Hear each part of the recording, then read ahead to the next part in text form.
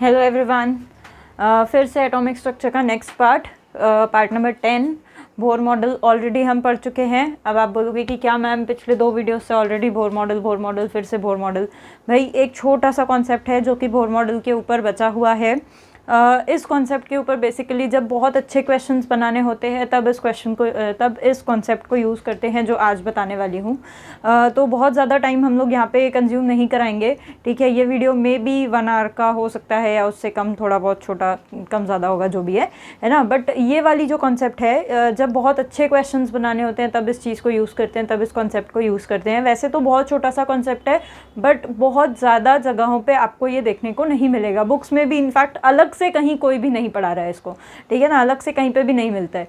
तो देखते हैं क्या कॉन्सेप्ट है, ठीक है। नंबर ऑफ फोटॉन्स इमिटेड, यानी यहाँ पर मैंने देखो हेडिंग डाल रखी है number of photons emitted. Number of photons emitted यानी क्या है मैम, ये क्या चीज़ है? तो एक्चुअली ये चीज़ बताने से पहले मैं आपको थोड़ा स्पेक्ट्रम याद कराना चाहूँगी। लास्ट वीडियो में हम लोग जो स्पेक्ट्रम पढ़े थे, ठीक है, स्पेक्ट्रम में हम लोगों ने पढ़ रखा था कि हाइड्रोजन स्पेक्ट्रम में हम लोगों ने कुछ वो सीरीज़ पढ़ रखी थी। वो 6 सीरीज़ पढ़ी थी, Lyman series, बामर series, बास्टन, bracket, fund, हम्फरी, ऐसी सीरीज़ पढ़ी थी। लाइमन सीरीज़ अगर याद कराऊँ तो जब भी कोई इलेक्ट्रॉन डी एक्साइट होता है और ग्राउंड स्टेट पे वापस आता है, ठीक है, कहीं से भी डी एक्साइट हो रहा हो और ग्राउंड स्टेट पे वापस आ रहा हो तो वो फोटोन जो इमिट होगा वो लाइमन सीरीज़ का फोटोन कहलाता था। सिमिलरली वैसे ही अगर सेकंड पे आ रहा हो तो बामर सीरीज़, थर्ड पे आ रहा हो तो पास्टन, फोर्थ पे आ रहा हो तो ब्रैकेट, फिफ्थ पे आ रहा हो तो फंड, सिक्स पे आ रहा हो तो हम्फरी, ऐसी ही कुछ चीज़ें मैंने आप लोगों को बताई थी, ठीक है।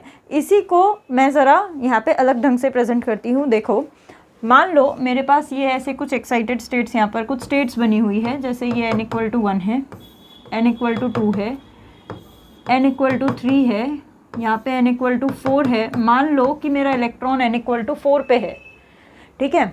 जो n=4 पे मेरा इलेक्ट्रॉन है उसने डी एक्साइट होकर के आना है कहाँ पर? ग्राउंड स्टेट पे। तो अब जब वो डी एक्साइट होकर के ग्राउंड स्टेट पे आएगा तो क्या ऐसा ज़रूरी है कि वो डायरेक्टली ग्राउंड स्टेट पे आ जाए, यानी डायरेक्टली 4 से 1 पे आ जाए? क्या ऐसा ज़रूरी है? भाई बिल्कुल नहीं। एक डब्बे के अंदर कोई एक ही इलेक्ट्रॉन तो रहेगा नहीं, एक ही एटम तो रहेगा नहीं, क्योंकि हम यहाँ पे बात कर रहे हैं हाइड्रोजन लाइक एटम की। तो हाइड्रोजन लाइक है या हाइड्रोजन है तो उसके अंदर एक एटम में एक ही इलेक्ट्रॉन रहेगा। तो एक इलेक्ट्रॉन का डी एक्साइटेशन की बात कर रही हूँ या नहीं, मैं एटम के डी एक्साइटेशन की बात कर रही हूँ।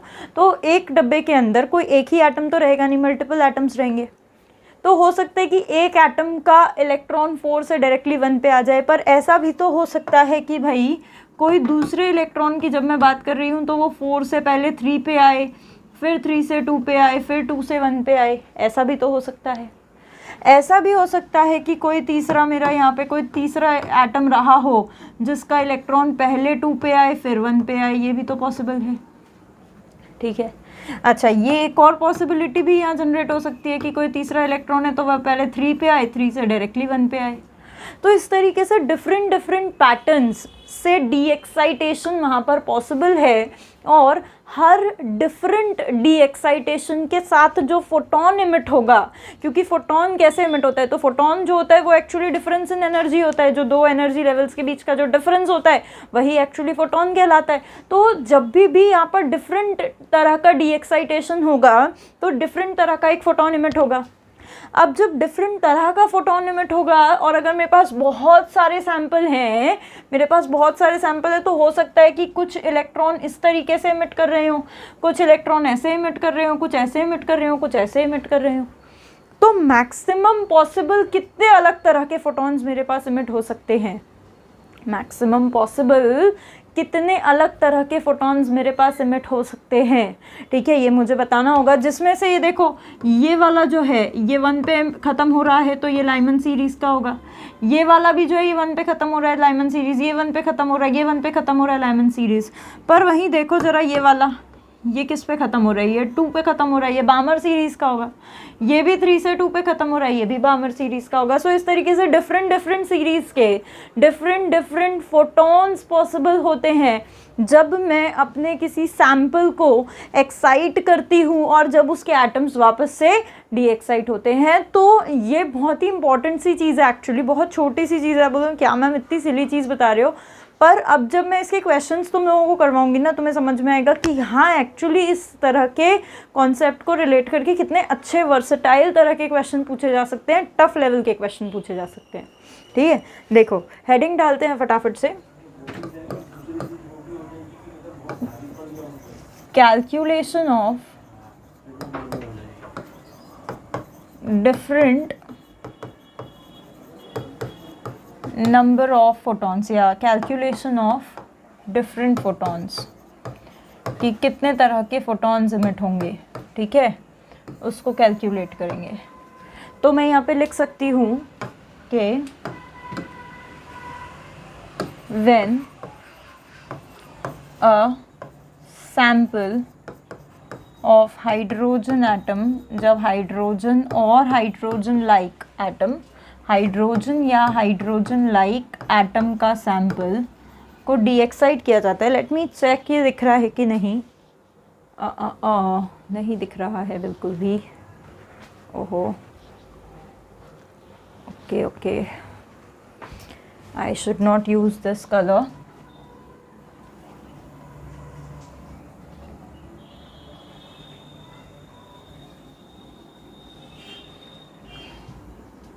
Okay,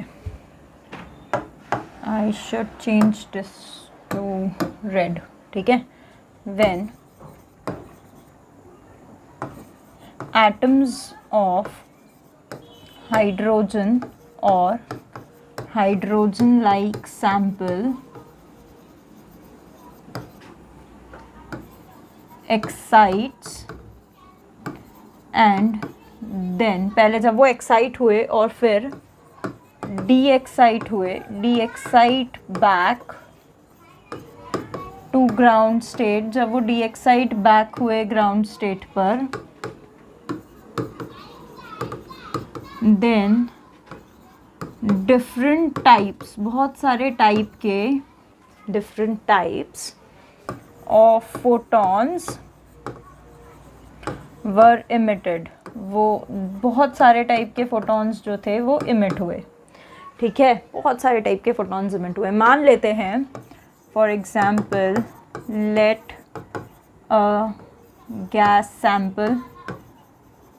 sample of hydrogen is heated, उसको हीट किया गया, then the total number of different photons, तो total number of different photons जो कि ऑब्जर्व हुए थे वो कितने थे, जो कि total number of different photons वो ऑब्जर्व हुए थे वो कितने थे। तो वो हीट किया गया था। ठीक है, इसमें एक चीज़ मैंने भूल गई यहाँ पर लिखना, मैं रह गया एक्चुअली वो यहाँ पे, अरे यार ये ऐसा होना चाहिए, ये हीटेड ऐसा होना चाहिए, and electron get excited up to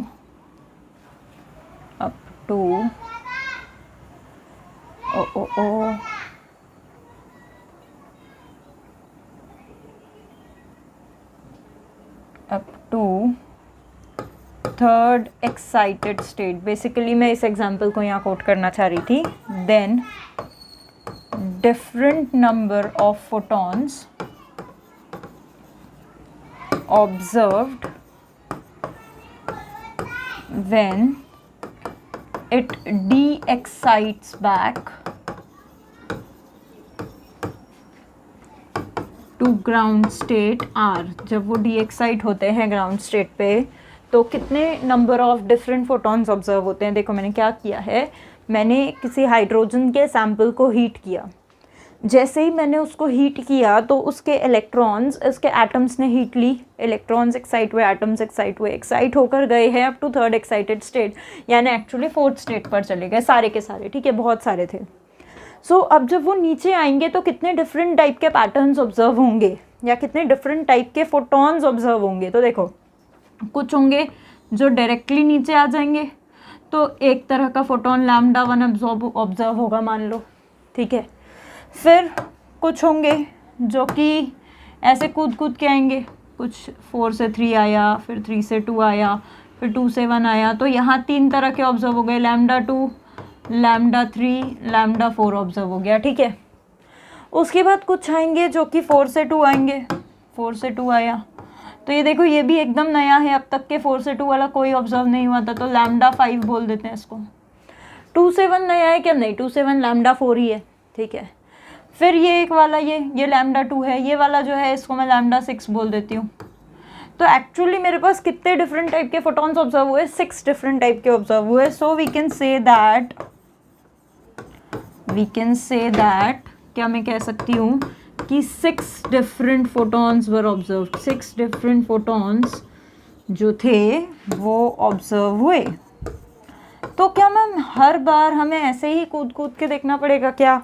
अब मान लो मैम 7th से आ रहा है 1st पे, तो मैम 7th से 1st पे तो कितनी सारी लाइनें बन जाएगी, हम क्या एवरी टाइम ऐसे ही करेंगे? नहीं, we have a formula for that. Basically हमारे पास एक बढ़िया सा फॉर्मूला है, ठीक है। हम एक तो ये मेथड है, बट ये मेथड हमेशा नहीं चलती है, ठीक है। ये मेथड जब बहुत बड़ा ट्रांजिशंस आपको दिखाने हैं तो ये वाले मेथड में एरर होने के चांसेस है ना। तो मैं आपको एक बढ़िया सा फॉर्मूला दे देती हूँ, उससे आप फटाफट निकाल सकते हो। हाँ, फॉर्मूला देने से पहले एक क्वेरी लोगों के दिमाग में आ सकती है कि मैम आपने तो बोला था कि डब्बा है, डब्बे में गैस है, गैस में बहुत सारे एटम है, आपने तो सिर्फ 4 ही इलेक्ट्रॉन्स को डीएक्साइट कराया, तो क्या सिर्फ 4 ही लोग डीएक्साइट हुए, बाकी अभी भी एक्साइटेड स्टेट पे बैठे हैं? नहीं, 4 डिफरेंट जब मैंने देखे तो मैंने यहाँ पे सारे पैटर्न्स कवर कर दिए, यानी जो 5वां एटम डीएक्साइट होगा वो एक्चुअली इन्हीं में से कोई एक पैटर्न ले रहा होगा, 6वां वाला भी इन्हीं में से ले रहा होगा, यानी बचे हुए सारे के सारे इन्हीं में से किसी ना किसी पैटर्न को फॉलो कर रहे होंगे, ठीक है।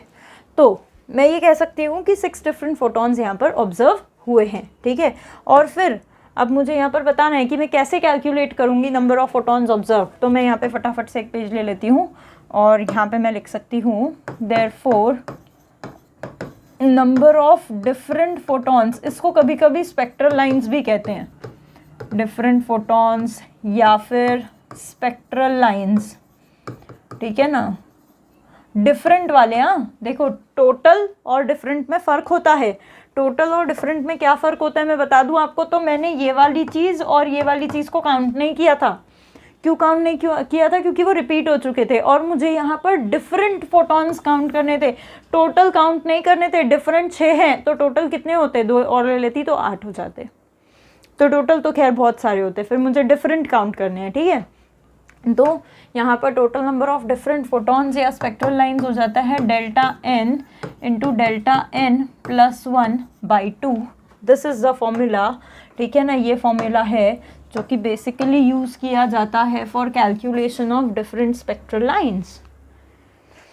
बहुत ईजी है, निकाल के देख लो। अभी निकाला था, पिछले वाले क्वेश्चन में 6 आया था, निकाल के देख सकते हो। 4 से यहाँ पर 1 पर मेरे गिर रहे थे इलेक्ट्रॉन्स, ठीक है ना। तो मैं यहाँ पर अगर नंबर ऑफ डिफरेंट फोटॉन्स निकालने जाऊँ तो नंबर ऑफ डिफरेंट फोटॉन्स 4 से 1 के लिए क्या हो जाएगा? देखो ΔN क्या है यहाँ पर। सो ΔN is basically N2 - N1, ठीक है। सो ΔN इज़ N2 - N1 यानी 4 - 1, फिर 4 - 1 + 1/2, 4 - 1 is 3, 3 × 4/2, 12, 6 आ गया। पहले भी 6 आया था। कहीं से भी निकाल सकते हो, कहीं से भी गिरा दो, ठीक है। दूसरी चीज़, इसके लिए मुझे कितने एटम्स लगे? तो इसके लिए इट रिक्वायर्ड कितने एटम्स लगे? देखो मिनिमम कितने एटम्स लगे? 1 2 3 4। It required minimum 4 atoms, minimum 4 atom तो चाहिए। अच्छा, अब अगर 4 एटम नहीं है तो, अगर एक ही एटम है तो ऐसा भी सवाल आता है कि अगर डब्बे में एक ही एटम है, आइसोलेटेड एटम है, तब वो कैसे नीचे आएगा? अगर आइसोलेटेड एटम है, ठीक है, अगर आइसोलेटेड एटम है, अगर सिंगल एटम होता, एक ही एटम होता जिसमें एक ही इलेक्ट्रॉन होता और उसको 4 से 1 पे कूदना होता, तो वो कैसे आता? तो वो मैक्सिमम ट्रांजिशंस करके आता। कैसे आता? मैक्सिमम ट्रांजिशंस करके, ये वाले स्टेज से 1 2 3 कूद कूद के आता एवरी टाइम। तो यहाँ पे मैं ऐसे लिख देती हूँ एक नोट करके, नोट, ठीक है। If single isolated atom is present then it will show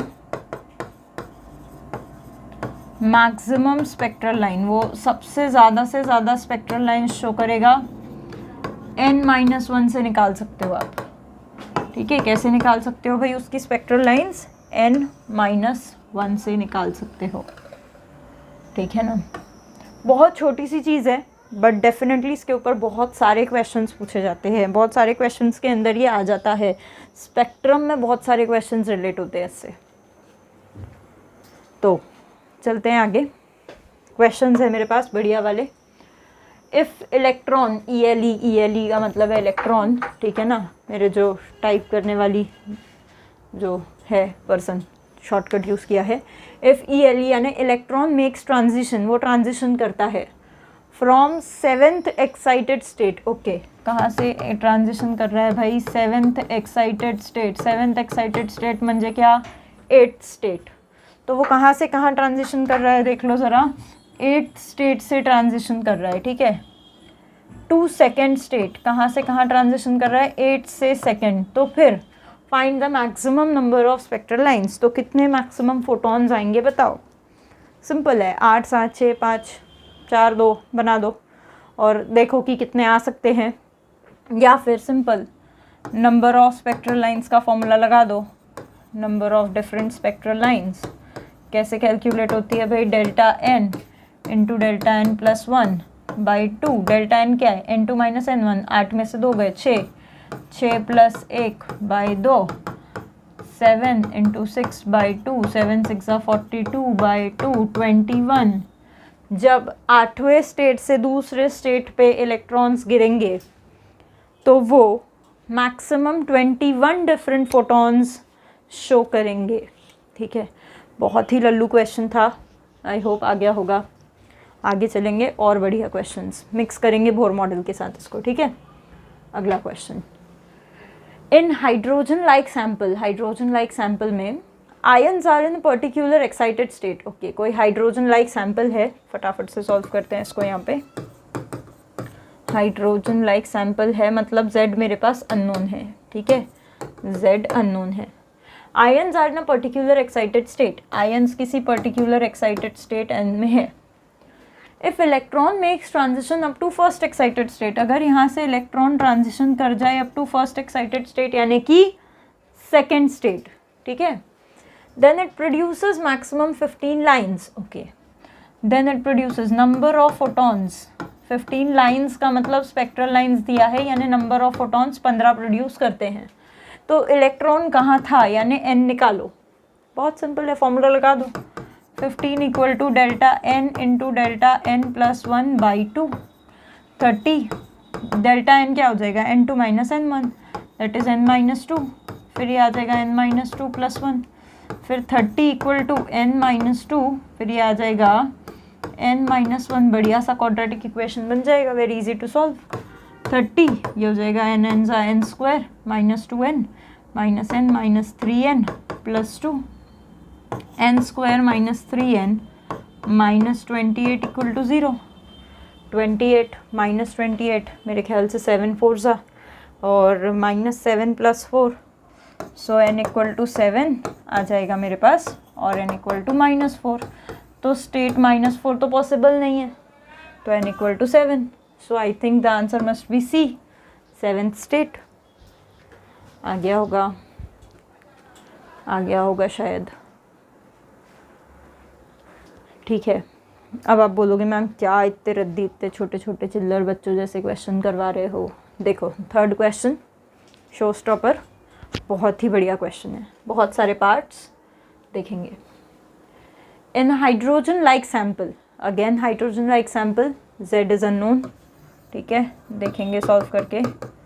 Z is unknown, all the ions are in a particular excited state. Okay, all the ions are in a particular some excited state N. When electron makes transition up to GS, GS का मतलब होता है ground state, तो electron ने transition किया है up to ground state यानी first तक, तो 6 डिफरेंट फोटॉन्स वर ऑब्जर्व्ड। ओके, 6 डिफरेंट फोटॉन्स, तो नंबर ऑफ फोटॉन्स मेरे को दिए हुए हैं कितने देखते हैं 6, तो 6 इक्वल टू क्या हो जाएगा, वही लगा दो delta n into delta n plus 1/2, so 6 2 ज़ा 12 इक्वल टू डेल्टा एन क्या हो जाएगा n-1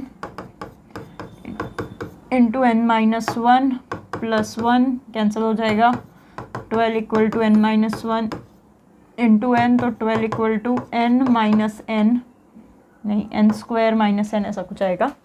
सो ये इक्वेशन बन जाएगी कुछ ऐसी, देखो ज़रा, n square minus n minus 12 equal to 0, so minus 12 मेरे ख्याल से 3/4 आ जाएगा, यानी n इक्वल टू 4 आ जाएगा एक में, और एक आ जाएगा n इक्वल टू -3 प्रॉबेबली। सो -3 तो पॉसिबल नहीं है, तो n का वैल्यू 4 मिल गया मेरे को। ओके, मैंने बस सॉल्व कर लिया, मुझे नहीं पता क्या फाइंड करना था, क्या करना था। अच्छा, दिया ही हुआ है, find the excited state of the sample, fourth state. Fourth state का मतलब कौन सा स्टेट हो गया भाई, third excited state, third excited state. ठीक है, सेकंड का आंसर तो आ गया। फर्स्ट देखते हैं क्या दिया है, आइडेंटिफाई द सैंपल बोलते हैं। अच्छा, तो अब सैंपल कैसे आइडेंटिफाई करेंगे, तो देखते हैं आगे हमारे पास और भी इंफॉर्मेशन गिवन है। If the second excitation potential of the sample, okay, if the second excitation potential of the sample is 193.6 volt, page चाहिए होगा मुझे, यहाँ ले लेते हैं, दिया हुआ है मुझे second excitation potential, second excitation potential दिया हुआ था मुझे 193.6 वोल्ट। ठीक है, सो मुझे सेकेंड एक्साइटेशन एनर्जी निकल जाएगी मेरी, कैसे निकलेगी पता है तुम लोगों को, सेकेंड एक्साइटेशन एनर्जी मेरी निकल आएगी इससे, वो निकल आएगी 193.6 इलेक्ट्रॉन वोल्ट प्रॉबेबली। ठीक है, तो इन्होंने मुझसे पूछा हुआ है कि भाई फाइंड द, मतलब आइडेंटिफाई द सैंपल, मुझे सैंपल आइडेंटिफाई करने इन्होंने बोला हुआ है। ठीक है, तो अब सैंपल इन्होंने मुझे आइडेंटिफाई करने बोला हुआ है, तो ठीक है, बहुत सही बात है। ओहो,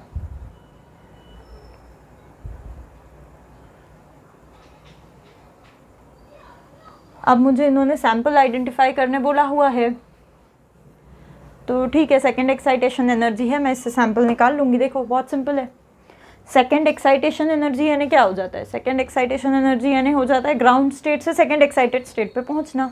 तो ठीक है, ग्राउंड स्टेट से second excited state, second excited state यानी होता है थर्ड स्टेट। तो भाई किसी की भी एनर्जी वो होती है हाइड्रोजन की एनर्जी इंटू जेड स्क्वायर। तो हाइड्रोजन के लिए 1 से 3 की एनर्जी कितनी होगी, फर्स्ट की एनर्जी होती है -13.6 और थर्ड की होती है -1.51। बहुत बार बोल चुकी हूँ, इसको याद कर लो। तो मेरे ख्याल से जो डिफरेंस आता है एनर्जी का वो आता है 12.09। सही है, तो मैं कह सकती हूँ कि भाई डेल्टा E 1 से 3 of hydrogen multiply by Z square is equal to 193.6 है। तो ये हो जाएगा 12.09 को मैं 1 ले लेती हूँ, multiply by Z square equal to 193.6। तो मेरे ख्याल से 12 12 सा 144 होता है, तो ये 12 से कुछ बड़ा आएगा, शायद 16 आता है।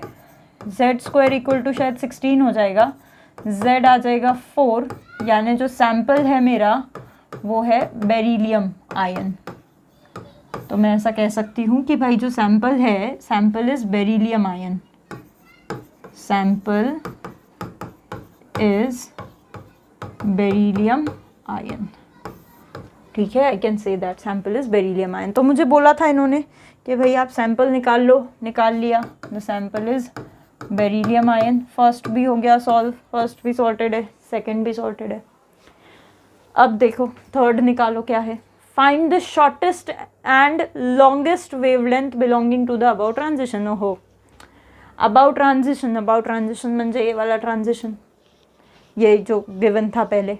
ठीक है, तो इस ट्रांजिशन से रिलेटेड शॉर्टेस्ट और लॉन्गेस्ट वेवलेंथ निकालें। ठीक है, निकालते हैं भाई। सी वाला सॉल्व करते हैं, ये मैंने बी सॉल्व कर दिया। ठीक है, नहीं बी नहीं था, ये ए था शायद। ये मैंने यहाँ पे ए सॉल्व कर दिया। ठीक है, पीछे बी सॉल्व किया था, अब सी सॉल्व करते हैं। देखो ज़रा यहाँ पे क्या था, लिख लेती हूँ मैं। नहीं ठीक है, find the shortest and longest wavelength निकालना था ना, लैम्डा शॉर्टेस्ट निकालना था, और लैम्डा लॉन्गेस्ट निकालना था, ठीक है। और ट्रांजिशन कौन सा था मेरा, ट्रांजिशन था मेरा 4 से 1, और कौन सा सैंपल था मेरा, बेरिलियम, ठीक है। तो ठीक है, 4 के बीच में आता है 3 और 3 के बीच में आता है 1। तो भाई सीधी सी बात है, लैम्डा शॉर्टेस्ट मतलब एनर्जी कौन सी होगी उसकी, मिनिमम होगी या मैक्सिमम होगी। लैम्डा छोटी है, एनर्जी क्या होगी, बड़ी होगी यार। Lambda is inversely proportional to energy. So delta E क्या होने वाला है, डेल्टा ई होने वाला है मैक्सिमम, ठीक है। सो अब भाई आता है चैलेंज, डेल्टा ई मैक्सिमम क्या होगा वो निकालो। तो हमेशा याद रखो ग्राउंड स्टेट की एनर्जी सबसे ज़्यादा होती है। देखो हाइड्रोजन में भी 13.6 है, बाकियों की 3.4, 1.51, छोटी छोटी एनर्जीज हैं, ग्राउंड स्टेट की बहुत ज़्यादा है। तो हमेशा जो ग्राउंड स्टेट से जुड़ा हुआ डिफरेंस आता है वो भी सबसे ज़्यादा आता है, हमेशा याद रखना। जब भी एनर्जी मैक्सिमम बोलेगा तो हमेशा ग्राउंड स्टेट से जुड़ा हुआ डिफरेंस लेना है आपको, हमेशा 1 से 4 का डिफरेंस लेना है आपको। तो मैं यहाँ पे कह सकती हूँ, ठीक है, कि भाई डेल्टा ई मैक्सिमम जो होगा वो होगा डेल्टा ई कहाँ से कहाँ, 4 से 1, ठीक है। सिमिलरली लैम्डा अगर लॉन्गेस्ट पूछा है तो उसमें h c by delta E कौन सा लूँगी मैं, मिनिमम। और हमेशा याद रखना एनर्जी मिनिमम, तो जैसे जैसे हम ऊपर के डिफरेंसेस लेते जाते हैं ना, जैसे जैसे ऊपर के डिफरेंसेस लेते जाते हैं, डिफरेंसेस भी छोटे होते जाते हैं एनर्जी वैल्यूज़ के साथ। तो वैसे ही जो 4 से 3 का डिफरेंस होगा ये होगा एक्चुअली एनर्जी मिनिमम, ठीक है। सो मैं कह सकती हूँ कि भाई लैम्डा लॉन्गेस्ट क्या होने वाला है, h c by delta E कहाँ से कहाँ, 4 से 3। सो अब कैलकुलेट भी कर लेते हैं इसको, चलो नेक्स्ट पेज पे चलते हैं कैलकुलेट करने के लिए, ठीक है। सो बात करते हैं, फिर से बना लेती हूँ, 4 3 2 1, बेरिलियम है सैम्पल 4 से 1 का डिफरेंस और 4 से 3 का डिफरेंस मुझे लेना था। सो लैम्डा लॉन्गेस्ट मेरा पहले मैं निकाल लेती हूँ, लैम्डा लॉन्गेस्ट होगा h C by delta E minimum, delta E minimum is 4 से 3। सो लैम्डा लॉन्गेस्ट निकालने के लिए एच सी का वैल्यू तो 12400 ले लेती हूँ क्योंकि इलेक्ट्रॉन वोल्ट में ही आती है एनर्जी की वैल्यूज़। अच्छा 4 से 3 हाइड्रोजन का कितना होता है वो निकालना होगा, तभी तो Z² से मल्टीप्लाई होगा। तो हाइड्रोजन का जो 4th एनर्जी लेवल का एनर्जी होता है आई थिंक वो होता है 0.85 और 3rd का होता है 1.51। सो डिफरेंस ले लेते हैं फटाफट, 1.51 माइनस 0.85, तो 11 में से 5 गए 6 बच जाएंगे, 15 में से कुछ 9 गए ये भी 6 बच जाएंगे, 0.66, ठीक है। तो ये आ जाएगा 0.66 मल्टीप्लाई बाय Z² 16। सो फटाफट से इसको 16 से भी मल्टीप्लाई कर लेती हूँ, तो ये आ जाएगा 36, ये आ जाएगा 39, कहाँ गई मैं, ये आ जाएगा 3660 है ना, और 6 और ये 15 और 4 10 और 1 तो 10.56 कुछ आ रहा है भाई। तो लैम्डा लॉन्गेस्ट क्या आएगा, लैम्डा लॉन्गेस्ट आएगा 12400 डिवाइडेड बाय 10.56, ओके। सो अब 10 होता फिर वही चीज़ यूज़ करेंगे, मेरे पास अभी कैलकुलेटर तो है नहीं और इसको डिवाइड करने जाऊंगी तो ज़माने बीत जाएंगे, ठीक है। और तो वही चीज़ करेंगे कि भाई 10 होता तो 1240 आता, 10 से बड़ा है तो 1240 से थोड़ा छोटा आएगा। तो लैम्डा लॉन्गेस्ट अप्रॉक्सीमेटली निकाल लेते हैं 1236 एंगस्ट्रॉम के आसपास कुछ वैल्यू आएगी शायद, देख लेना एग्जैक्ट क्या आती है, 36-38 के आसपास ही आनी चाहिए यार, ठीक है। इसको मिटा लेते हैं, फिर लैम्डा शॉर्टेस्ट की बात कर लेते हैं। लैम्डा शॉर्टेस्ट कौन सी होगी, जिसमें वही 12400 divided by delta E, lambda shortest है तो डेल्टा ई मैक्सिमम, डेल्टा ई मैक्सिमम यानी 4 से 1 की एनर्जी, तो डेल्टा ई 4 से 1 की एनर्जी, ठीक है। तो 4 से 1 की एनर्जी, तो अब हाइड्रोजन की देख लो 4 से 1 की एनर्जी क्या होती है, तो भाई हाइड्रोजन की पहले वाले की एनर्जी तो थी -13.6 और चौथे की एनर्जी अब भी निकाली थी 0.85, सो -0.85, तो 10 में से 5 गए 5 बच गए, 16 में से 9 गए कितने बचेंगे भाई 7 बचेंगे, तो 12.75 होता है। तो ये हो जाएगा तुम्हारा 12400 12.75 इंटू 16। Okay very good. अब इसको 16 से भी मल्टीप्लाई कर लो तो 6 5 हो जाएगा 30, 6 7 42 और ये हो गया 45, 6 2 12 हो गया 16, 6 1 6 और 1 7, 5 7 2 1 0 10 7 6 7 कितने होते रहे 14 9 1 10 2 1 2 204 कुछ आ रहा है भाई, 204 कुछ आ रहा है। 2400 डिवाइडेड बाई 204 पॉइंट समथिंग 0 ही आ रहा है शायद। ठीक है, सो इसको मिटाऊँ यहाँ से, आगे का कैलकुलेशन आगे करती हूँ, यहाँ करती हूँ। ठीक है, अब इसको वहाँ पे कैलकुलेट करूँगी। तो लैम्डा लॉन्गेस्ट नहीं, लैम्डा क्या है ये, शॉर्टेस्ट। तो लैम्डा शॉर्टेस्ट क्या हो जाएगा, 204 अप्रॉक्सीमेटली 200 ले लूँ, 12400 अप्रॉक्सीमेटली 200 ले लेती हूँ, 0 कैंसिल हो जाएगा, 62 एंगस्ट्रॉम के आसपास आ जाएगा। इनफैक्ट 62 से कुछ कम ही आ जाएगा, 61 पॉइंट समथिंग आ जाएगा, देख लेना, क्योंकि 200 लिया तो 62 आ रहा है, 204 है तो 61.7 या 8 कुछ आएगा, देख लेना क्या आता है। ठीक है, तो इट वाज लैम्डा शॉर्टेस्ट, छोटी वाली लैम्डा यानी मैक्सिमम एनर्जी का वेवलेंथ, और ये लैम्डा लॉन्गेस्ट मिनिमम एनर्जी का वेवलेंथ पूछा गया था हमसे। ठीक है, फिर और भी कुछ चीज़ें पूछी थी शायद, ये सी पार्ट था हमारे पास, हाँ बिल्कुल सी पार्ट भी हो गया। और देखेंगे और भी कुछ चीज़ें पूछी हुई है। Okay, if the second line of Balmer series of this sample, okay if the second line of Balmer series of this sample, लो भाई डी वाला सॉल्व करते हैं। बामर सीरीज़ का सेकेंड लाइन 4 3, फिर से बनाओ भाई 2 1, बेरिलियम के लिए Z4। बामर सीरीज़ की सेकेंड लाइन, फर्स्ट लाइन 3 से 2, सेकेंड लाइन 4 से 2, तो इसकी बात हो रही है। दिस सैम्पल यानी बेरिलियम का sample is use to excite the helium ion already in ground state. इसको ओहो कल ही बताया था, ऐसा एक क्वेश्चन किया था हमने। इससे जो फोटोन निकला, हीलियम के ग्राउंड स्टेट पे एक इलेक्ट्रॉन बैठा था, उसको दे दिया तो कहाँ जाएगा बताओ, कहाँ जाएगा बताओ यार, ये तो आना चाहिए, ये तो बताया था मैंने कल, हम लोगों ने लास्ट वीडियो में ही किया था ये। कुछ बहुत ही सिंपल है, दोनों की एनर्जीज जो है उसको इक्वेट कर देंगे। तो delta E of beryllium should be equated with delta E of helium, फिर H C by lambda H C cancel, 1 by lambda को इक्वेट कर देंगे, क्या होगा 1 बाय, लिख देती हूँ जो लोग नए हैं उनके लिए, इसका भी एच सी बाय लैम्डा, तो एच सी कैंसिल हो जाएगा, 1 बाय लैम्डा इक्वेट हो जाएगा।